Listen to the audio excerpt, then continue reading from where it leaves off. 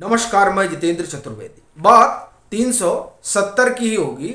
वो इसलिए भी चूंकि संविधान पीठ यही जांचने परखने के लिए बैठी है कि जो संसद ने निर्णय लिया 370 को लेकर वो संविधान के अनुकूल है या नहीं है, और उसे लेकर 2 दिन की बहस भी हो चुकी है।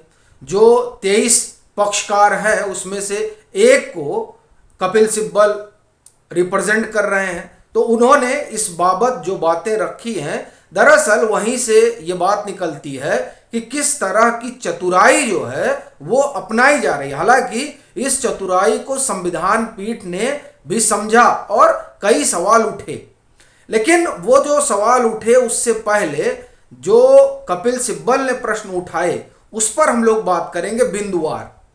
देखिए, सबसे पहली चीज तो यही है कि जो आर्ग्यूमेंट है ना, वो आर्ग्यूमेंट इसी बात को लेकर है कि 370 को भारत की संसद हटा ही नहीं सकती। मेन जो तर्क दिया जा रहा है वो तर्क यही दिया जा रहा है, और इसी तर्क को कपिल सिब्बल आगे बढ़ा रहे हैं।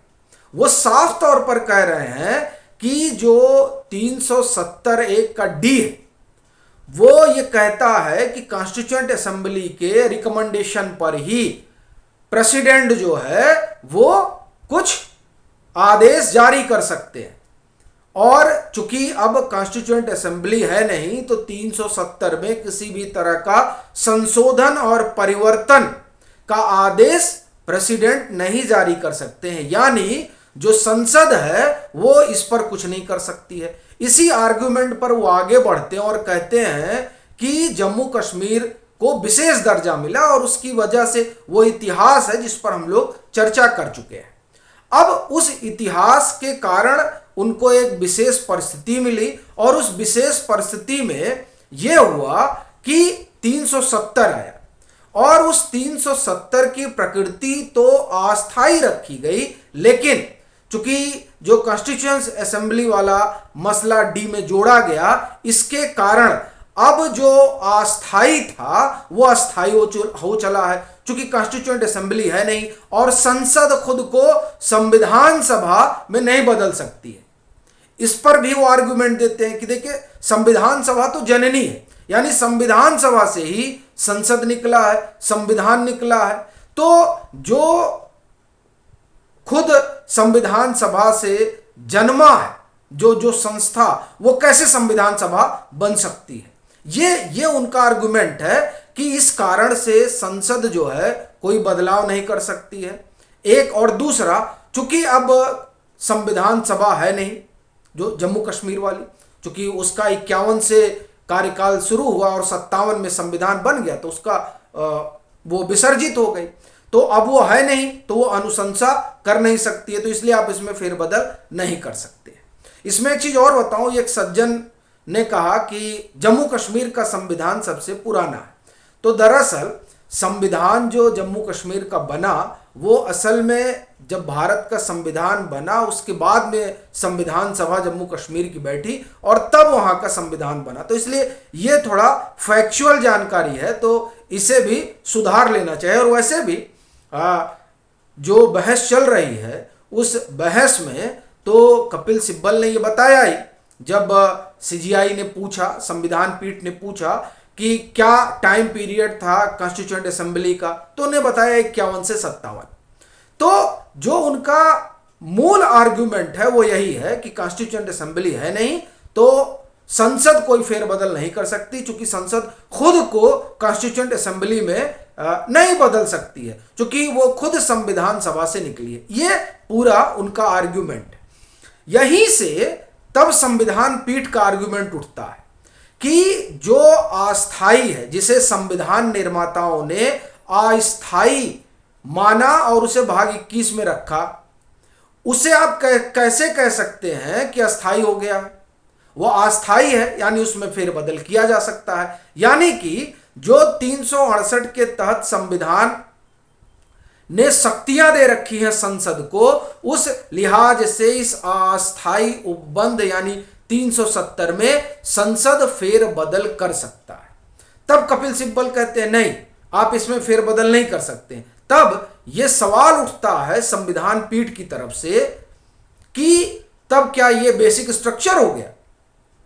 तो कहते हैं नहीं, ये बेसिक स्ट्रक्चर नहीं, चूंकि जो केशवानंद भारती का फैसला है उसमें तो यही कहा गया कि साहब बेसिक स्ट्रक्चर को संसद जो है वो बदल नहीं सकती है। उसमें वो मतलब आप कहें कि एक चौहद्दी खींच दी गई कि इसके बाहर जो है वो संसद फेरबदल नहीं कर सकती है, क्योंकि अगर इसमें फेरबदल होता है तो ये एक तरह से संविधान को ही फेरबदल हो जाएगा, वही बेसिक स्ट्रक्चर है। तो ये सवाल उठता है कि आप कह रहे हैं कि 370 को लेकर संसद कुछ कर ही नहीं सकती है, तो क्या ये बेसिक स्ट्रक्चर का हिस्सा हो गया? तो उन्होंने कहा नहीं। तब क्या है? तो उन्होंने कहा कि ये सेतु है, तो अब वो सेतु है, आप इसे इसलिए नहीं बदल सकते।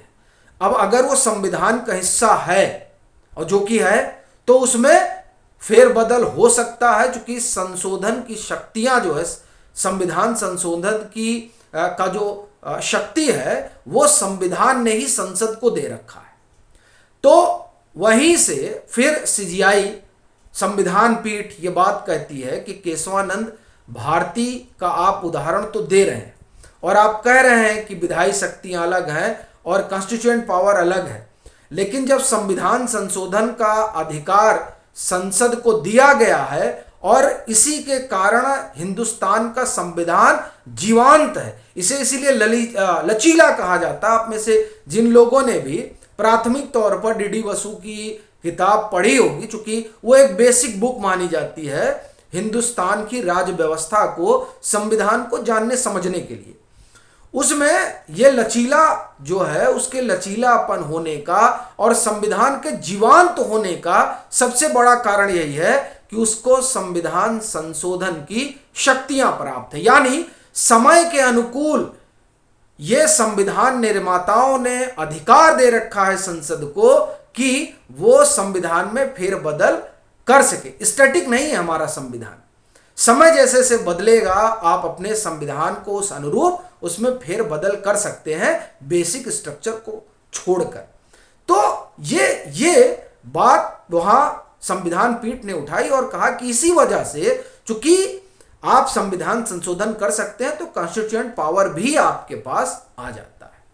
तो इस तरीके से अगर आप देखें तो जितना वहां बहस चली, उस बहस में एक बारगी जो कपिल सिब्बल ने ये बताने और जताने की कोशिश की संविधान पीठ के सामने कि नहीं, चूंकि कॉन्स्टिट्यूएंट असेंबली नहीं है तो कुछ नहीं हो सकता है, तो दरअसल वहां जो दो सवाल उठे, उन दो सवालों ने कपिल सिब्बल के इस तर्क को मुझे ऐसा लगता है कि भोथरा कर दिया।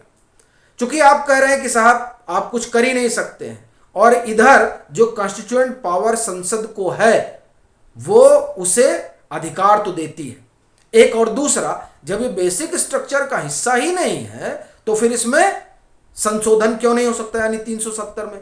और तीसरी और जो बड़ी बात, ये जो मैं कहने जा रहा हूं ये दरअसल अभी तक बहस का हिस्सा तो नहीं है, लेकिन ये बड़ा मायने रखता है और ये आगे आएगा भी कि ये जो 35A है, 370 एक और 35A को लेकर तो कोई चर्चा भी नहीं हुई थी कि भाई चलिए संविधान सभा में कुछ हुआ हो।